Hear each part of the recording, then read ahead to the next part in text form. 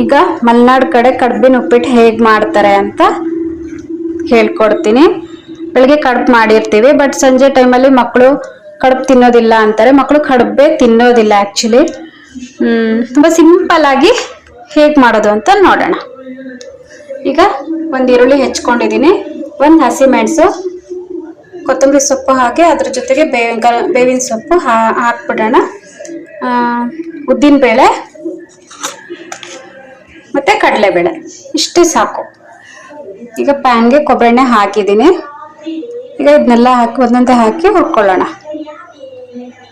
ಈಗ ಫಸ್ಟು ಜೀರಿಗೆ ಹಾಕೊಳ್ಳೋಣ. ಸ್ವಲ್ಪ ಎಣ್ಣೆ ಕಾದಿದೆ. ನೆಕ್ಸ್ಟು ಚೂರು ಕಡಲೆಬೇಳೆ ಹಾಕೊಳ್ಳೋಣ.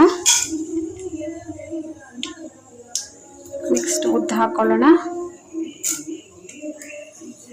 3 ಹಾಕೋದ್ರಿಂದ ಟೇಸ್ಟ್ ಬರುತ್ತೆ.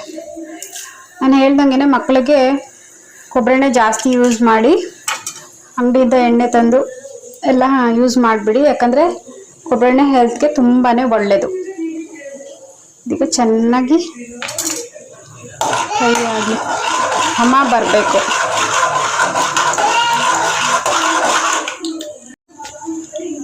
ನೆಕ್ಸ್ಟು ಈರುಳ್ಳಿ ಹಾಕ್ಕೊಳ್ಳೋಣ.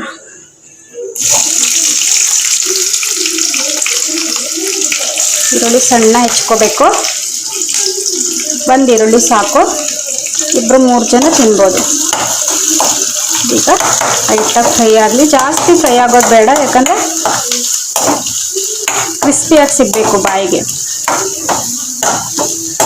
ತುಂಬ ಸಿಂಪಲ್ಲು, ಮಾಮೂಲಿ ಉಪ್ಪಿಟ್ಟು ಮಾಡ್ದಂಗೆ ಮಾಡೋದು, ಬಟ್ ಟೊಮ್ಯಾಟೊ ಹಾಕಬಾರ್ದು. ನಮ್ಮ ಮಲೆನಾಡು ಕಡೆ ಇದೆ ಸ್ಪೆಷಲ್ ಉಪ್ಪಿಟ್ಟು. ನಾವು ಸಣ್ಣವರಿದ್ದಾಗ ನಮ್ಮನೇಲೆಲ್ಲ ಇದೆ ಉಪ್ಪಿಟ್ಟು. ಅಂಗಡಿಯಿಂದ ರವೆ ತಂದು ಮಾಡ್ಕೊಳ್ಳೋದು ಅದೆಲ್ಲ ಏನೂ ಸೀನ್ ಇರಲಿಲ್ಲ.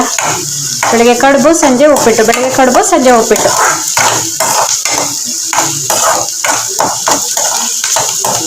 ಸೇಮ್ ಇದೇ ಥರ ರೈಸ್ ಹಾಕಿನೂ ಕೊಬ್ಬರಿ ಎಣ್ಣೆ ಚಿತ್ರಾನ್ನ ಮಾಡ್ಕೋಬೋದು.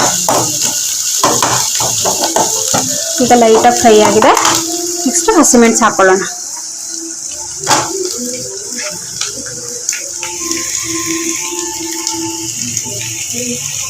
ಈಗ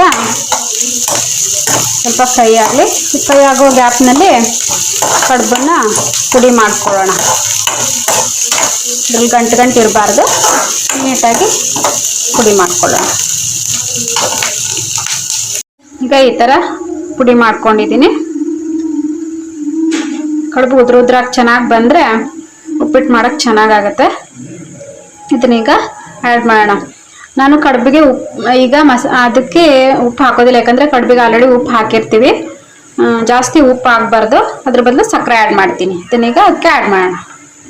ಸಕ್ಕರೆ ಮತ್ತು ಕೊತ್ತಂಬರಿ ಸೊಪ್ಪು, ಬೇವಿನ ಸೊಪ್ಪು ಸಣ್ಣ ಕಟ್ ಮಾಡಿ ಹಾಕಿದ್ದೀನಿ. ಇದನ್ನೀಗ ಚೆನ್ನಾಗಿ ತಿರ್ಸ್ಕೊಳ್ಳೋಣ. ಎಲ್ಲೂ ಟ್ರೈ ಮಾಡಿ, ತುಂಬಾ ಚೆನ್ನಾಗಿರುತ್ತೆ, ತುಂಬ ಟೇಸ್ಟಿಯಾಗಿರುತ್ತೆ. ನನ್ನ ಚಾನಲ್ ನಿಮ್ಗೆ ಇಷ್ಟ ಆಗಿದ್ರೆ ಪ್ಲೀಸ್ ಸಬ್ಸ್ಕ್ರೈಬ್ ಮಾಡಿ, ಲೈಕ್ ಮಾಡಿ, ಕಮೆಂಟ್ ಮಾಡಿ, ಶೇರ್ ಮಾಡಿ. Thank you.